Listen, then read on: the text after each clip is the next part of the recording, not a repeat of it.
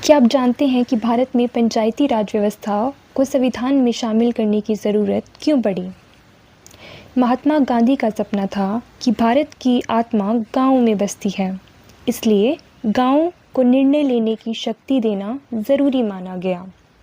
भारत में पंचायतों की परंपरा प्राचीन समय से चली आ रही थी। गाँव के लोग मिलकर फैसले लिया करते थे, लेकिन अंग्रेज़ों के समय यह व्यवस्था कमज़ोर हो गई।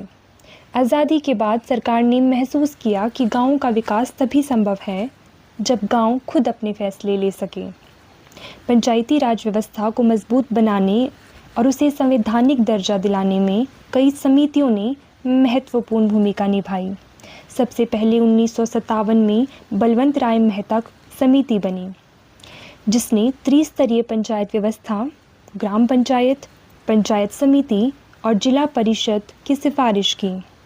इसके बाद 2 अक्टूबर 1959 को राजस्थान के नागौर जिले में पहली बार पंचायती राज लागू हुआ, लेकिन उस समय पंचायतों को संवैधानिक दर्जा नहीं मिला, इसलिए कई राज्यों ने इसे गंभीरता से लागू नहीं किया।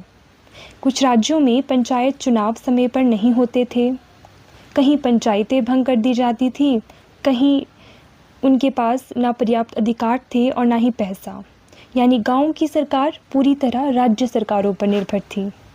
फिर महसूस हुआ कि अगर पंचायतों को मजबूत बनाना है तो उन्हें संविधान में जगह देना ज़रूरी है।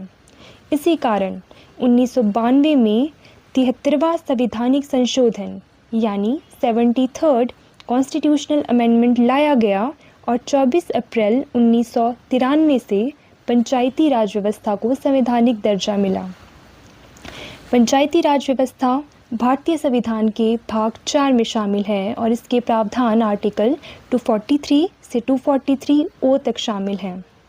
इसके बाद पंचायत चुनाव नियमित हुए, महिलाओं और ST/SC को आरक्षण मिला व गांव को विकास में ज़्यादा अधिकार मिले। इसके साथ ही पंचायतों से जुड़े 29 विषयों को संविधान की 11वीं अनुसूची में रखा गया। यही वजह है कि पंचायती राज व्यवस्था को भारत के लोकतंत्र की जड़ों की ताकत कहा जाता है।